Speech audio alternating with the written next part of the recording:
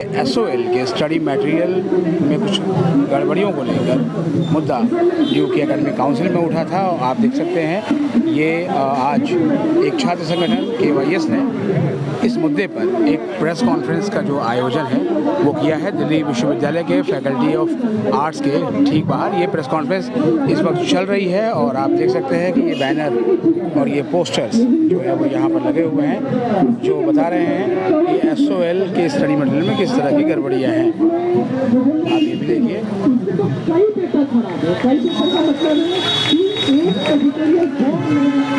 सामने रखा है जहाँ पे बड़े मजेदार तथ्य सामने आते हैं। SOL की किताब पढ़ के आपको ये भी लग सकता है कि SOL की किताब से कोई स्टैंड अप कॉमेडी बना है। उन्होंने बड़ा मजाक बना दिया है मटेरियल को, क्योंकि हमने आज तक पढ़ा हुआ था मोंटेगू चेम्सफोर्ड रिकॉर्ड्स। SOL कहता है कि टाइपिंग मिस्टेक हो सकती है। टाइपिंग मिस्टेक्स में आप मोंटेगू को उसके स्पेलिंग गलत कर सकते हैं, उसके उच्चारण को गलत कर सकते हैं, लेकिन आप मोंटेगू को माउंटेन ड्यू लिखते हैं। आप माउंटेन ड्यू एक पेय पदार्थ है, ड्रिंक है। माउंटेन ड्यू चेम्सफोर्ड रिपोर्ट जो अपने आप में बेहद घटिया है। ईस्ट इंडिया कंपनी ब्रिटिशर्स इस कंपनी को ईस्ट इंडिया कंपनी कहते थे। SOL कहती है हेल्दी कंपनी, उसका कोई मतलब नहीं बनता। इसी तरीके से आप अगर आगे जाएंगे SOL में ये लिखा गया है कि जो शिक्षा का अधिकार है वो 6 वर्ष तक के छात्रों को बच्चों को मिलता है। 6 वर्ष तक का मतलब है कि जो 0 से लेके 6 तक, यानी बच्चा स्कूल जाने से पहले तक उसको अधिकार दिया जा रहा है। बच्चा स्कूल जाएगा उसके बाद उसका अधिकार है कि नहीं है, SOL की किताब के हिसाब से तो नहीं है। चाहे हमारा संविधान 6 से 14 साल के बच्चों को शिक्षा का अधिकार क्यों न देता हो। यहाँ पे प्लेजरिज्म है। प्लेजरिज्म इस तौर पे है कि एक पूरा का पूरा हिस्सा कॉपीड है, गलत तरीके से बताया गया है। चार्ल्स डिकेंस कह के एक अंग्रेजी के एक साहित्यकार हैं, उन्होंने अपनी किताब में ये लिखा था कि in the little world in which children have their existence whosoever be them up, there is nothing so finely perceived and so finely felt as injustice। इन्होंने ये कोट डिकेंस का था।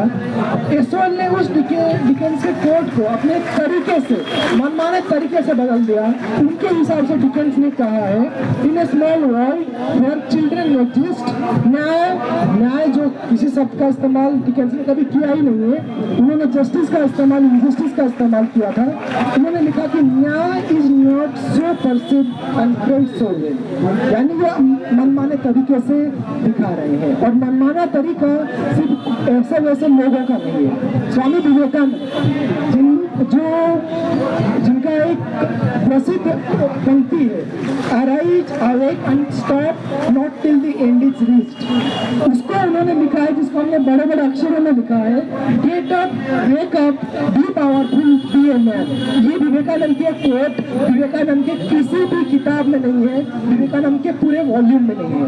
इतना ही नहीं, आप अगर इस किताब में आगे पढ़ेंगे तो किताबों में विवेकानंद की कई किताबों के नाम में गलती है।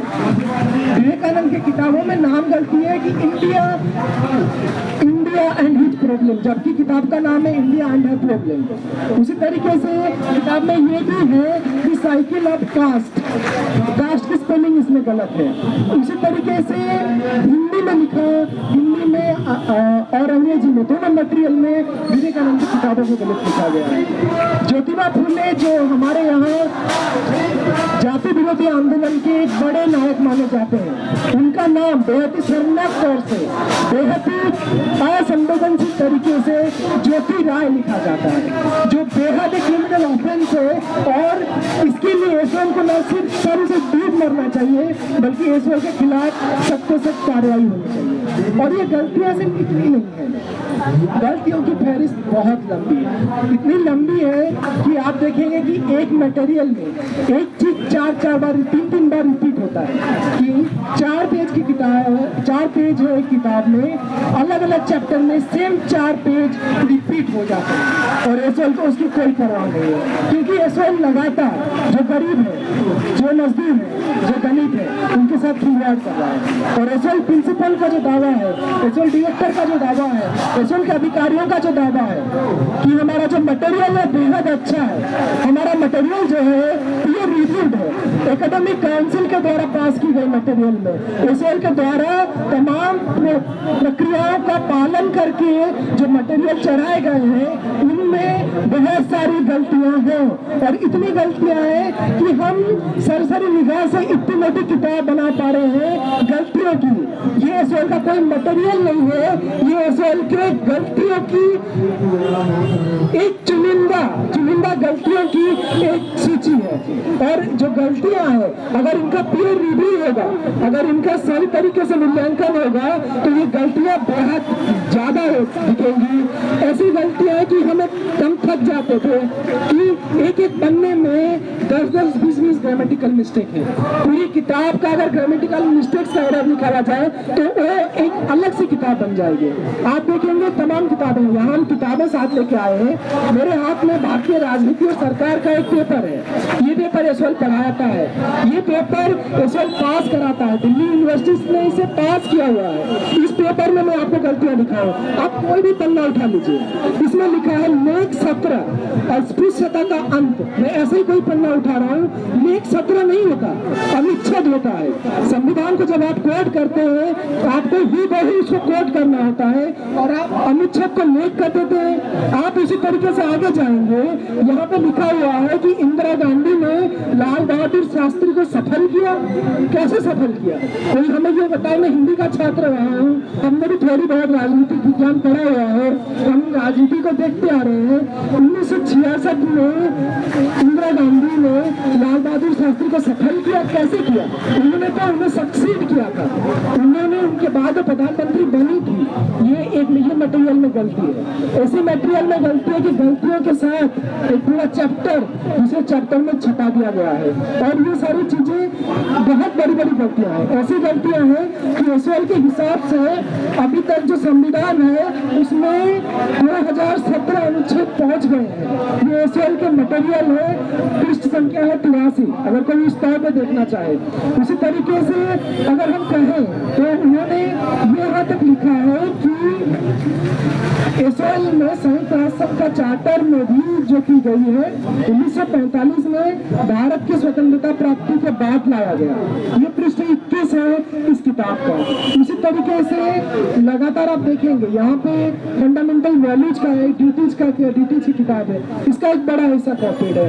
आप देखेंगे इंग्लिश की किताबें इंटरनेट के सोर्सेज से कॉपीड है। अगर आप ऐसे कॉपीड है कि इन्होंने अपने हिस्ट्री की किताब में ये लिखा है कि दृष्टि आईएएस के स्टडी मटेरियल से कोट है एक हिस्सा।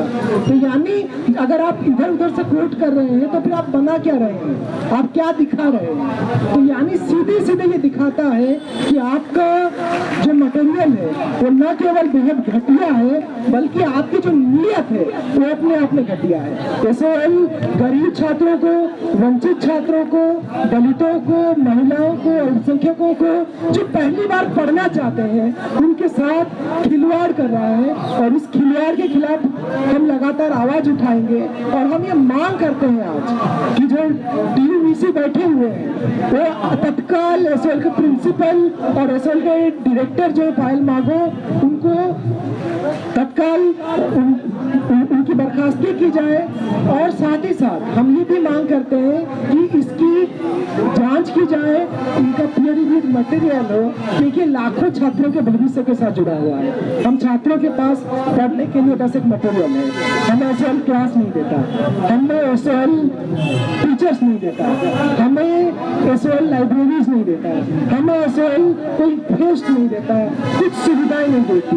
हम अपनी पढ़ाई खुद करते हैं, हमारा कोर्स कहने को सेल्फी फाइनेंस है, क्योंकि हम 8,000 रुपये भरते हैं हर साल और 8,000 के बदले हमें क्या मिलता है इसका हिसाब हमें नहीं दिया जाता।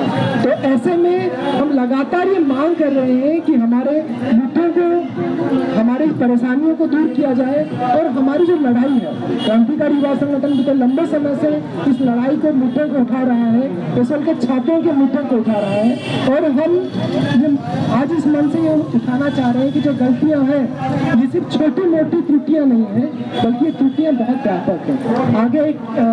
आगे की गलतियों के लिए, आगे चीज़ों को बताने के लिए मैं साथी मांडवी है, उन्हें बोलूँगा कि वो कुछ और गलतियों पर 8 पेयर रिव्यू में अक्सर बताया जाता है, वो अभी इसमें इनकॉर्पोरेट नहीं किया गया है। स्टडी मटेरियल गड़बड़ियों के लिए एसओएल के डायरेक्टर और एसओएल के प्रिंसिपल जिम्मेदार ठहराए हैं और बहुत सारी गलतियां हैं, वो चाहते हैं कि उन्हें तुरंत बर्खास्त किया जाए।